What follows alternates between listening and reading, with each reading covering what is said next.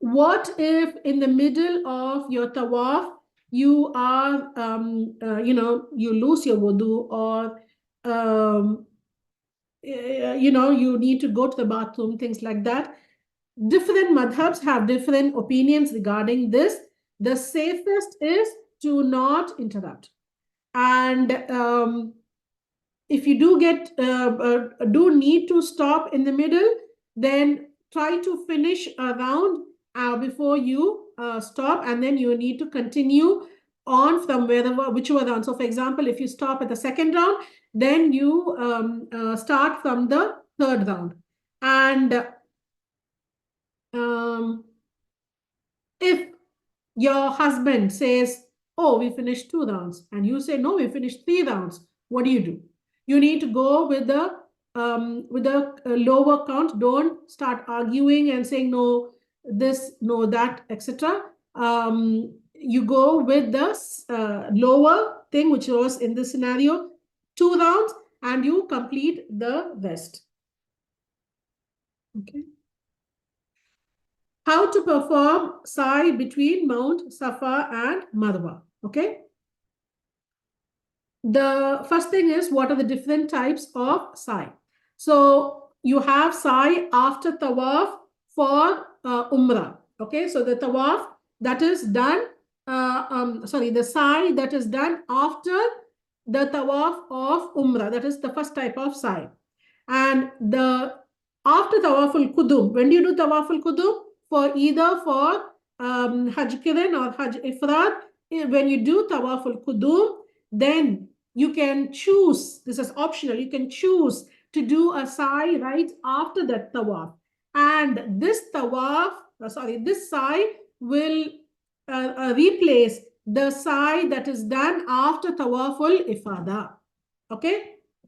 So after your Tawaf of the Hajj, which is done on the 10th day, you do not have to do Sa'i on that day. Okay. So on the 10th day, it's going to be really crowded. So if it is possible for you to finish your Sa'i after your Tawaf al-Qudum, and this is the situation where you are keeping the niyyah of Hajj Qiran or Hajj Ifrad, then in that case, you finish your Sa'i on right after your Tawaf al-Qudum.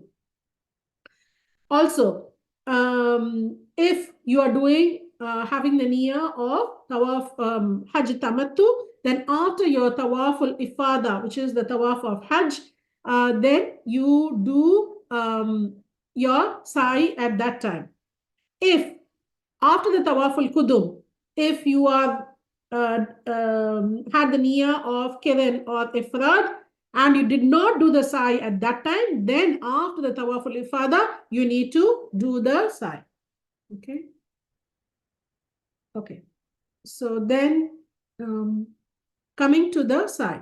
Now the Sa'i, what you have to do is, okay, also one more point is, there is no Sa'i after Nafil Tawaf. Okay. After the Nafil Tawaf, there is no Sa'i. Now, where is the Sa'i area? If your back is facing the Maqam Ibrahim, Safa is located towards your right-hand side, and you can also perform Sa'i in the middle layer or the terrace layer, and the distance between the Safa and Marwa is the same irrespective of which layer. So, you might choose to go to the upper layer because it will be less crowded there.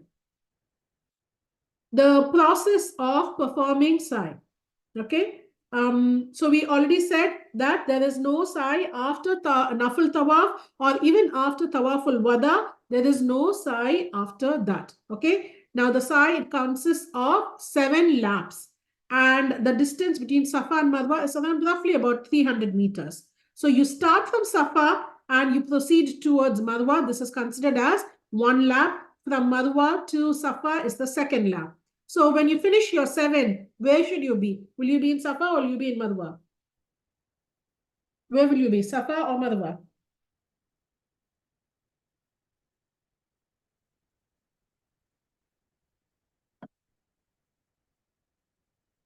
Marwa, yes.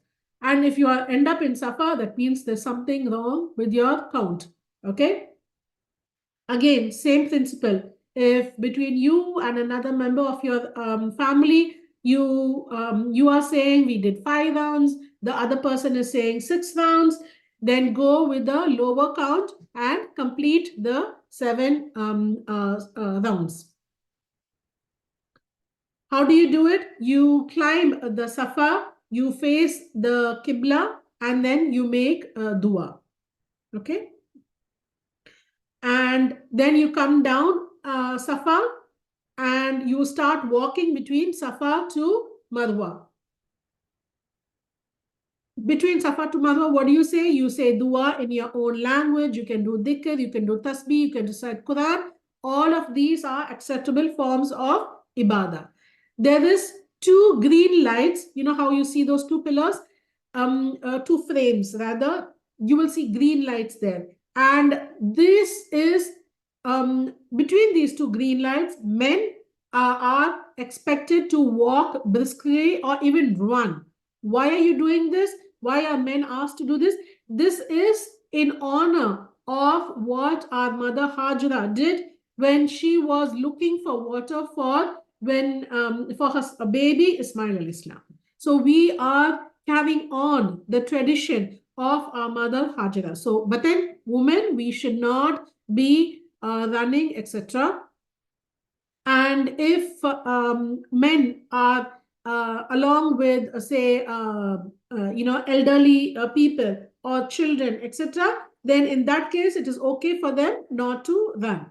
And if a sa'i is interrupted for, say, fard salah, then you finish the lap that you are in, go for your fard salah, and then you continue on with the next lap. So which means that you need to keep track of when is the timing for salah before you start your tawaf and your sa'i. There are lots of clocks all over the haram which will have the salah timings on it.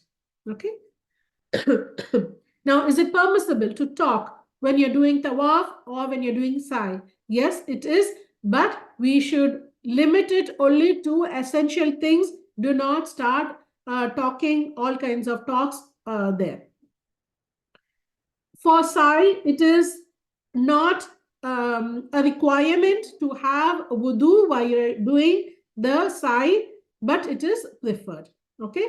And another point is that menstruating women can perform the sa'i even if they are in a status of menstruation. Okay. So we talked about this. The men run between the green lights. So between Safa to Marwa is the first lap. You climb Marwa, you face the Qibla and you make dua. Then you proceed towards Safa. That will be the second lap. So lap 7 is finished at Marwa, making it the ending point of the sa'i. Okay. Now, what are the duas while performing sa'i? As you approach Safa, you say, Inna Safa wal Marwata min sha'airillah. Okay. Indeed, Safa and Marwa are among the symbols of Allah. Okay. Then say Ibda'u bima bada'a Allah bih. All these duas are there in the dua cards. And this is only at the beginning of sa'i and not at every round. You climb up Safa, you face the Kaaba, then you raise your hands up in dua and you say Allahu Akbar, and then you recite the dua that is to be recited on top of Safa. You can follow it by dua in your own language. Same dua is to be recited in Marwa. Okay. Okay, so once you finish your sa'i, what do? Next step in the process is to shave or trim the hair. Okay, so after, you cannot do this before your sa'i, you have to do this after the 7 circuits of sa'i. The man should shave his head if he's a man, or cut some of his head. Now, if he shaves his head, he must shave his entire head, and if he cuts his hair, he must trim it from all over the head, not just in one side. There are salons all over the place in different buildings around the Kaaba where they can go to get their hair shaved, trimmed. They can do it for each other. The wife can do it for the husband. Husband can do it for the wife. You can ask your husbands to take their own, the beard trimmers, so that can be used for their hair. And they can just using that, do it for each other. Because remember, in Mina, again, you'll have to do they have to do the shaving. So if they have a braid trimmer, a beard trimmer, etc., it just makes life easier. And for Umrah, it is recommended that they trim the hair so that they have enough hair to shave after the Tawaf al-Ifada, that is the Tawaf of Hajj on the 10th day of Dhul Hijjah. Say, for example, you are doing your Umrah on the 6th day, and if the man shaved his hair, so by the time it is the 10th day, they're not going to have much hair growth. So which is why it is recommended that they trim after the Umrah and then they shave after the Tawaf of Hajj. But say you're going there for, say, 20, 30 days, okay? And there is enough time between your Umrah and the Hajj for the hair to regrow, then the men can shave after the Umrah, and they can shave also after they finish the Tawaf of the Hajj, okay? Is it better to shave or is it better to trim? The Prophet ﷺ made dua 3 times for those who shave their hair and once for those who cut their hair. So which means that shaving is better than cutting. And why do you shave the hair? Because basically you are humbling yourself in front of Allah subhanahu wa ta'ala. Hair is something that is of izzah, honor, status for men, right? So when they are shaving their hair, they are humbling themselves and saying, Ya Allah, I'm submitting to you. I come bowing my head down to you, humbling myself. Ya Allah, forgive me. Bless me. Grant me whatever duas I'm having. So it is an honor for you to shave your hair. The men, I'm talking about the men, okay? What is the story behind the dua recited on Safa and Marwa? This is from the Sunnah. The Prophet ﷺ taught us to say these, okay? For women, okay? Going on to women.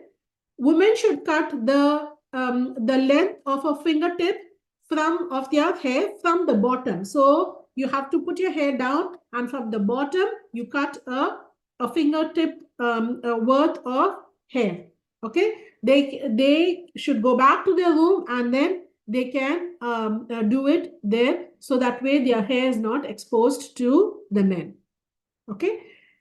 And I already mentioned this, that women can cut for each other. There is no rule which says that they have to be out of their ihram to cut their hair. Anybody can do it for each other, okay? With these actions, the Umrah is complete. So what was, again, the 4 pillars of Umrah? It is Ihram, it is Tawaf, which is 7 circuits around the Kaaba. It is Sa'i, which is 7 laps.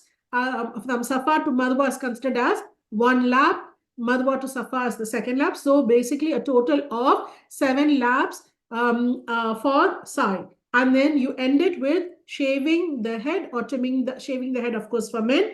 Trimming the hair all over for men, for women from the bottom.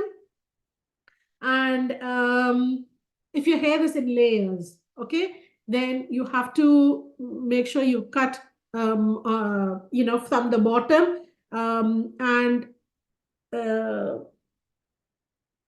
Okay, let's see any questions regarding this. Between Safa and Marwa. Okay, somebody's asking, can we take a break or have to continue without a break between Safa and Marwa? Are you asking between Safa and Marwa? So you could do Tawaf and take a break. For example, it could be a Salah break, or it could be a bathroom break. If you have children with you, they might need to, take a rest. You can sit down for some time. All of this can be done after you do your Tawaf, and then you can go and do the Sa'i. Same thing, when you're doing your Sa'i, say for example, you are very exhausted, or you have children with you, they're getting cranky, you can take a break. If it is time for Fard Salah, you can take a break. If you need to use the bathroom, you can take a break. You can, it is better to avoid taking breaks, but it is allowed. Okay.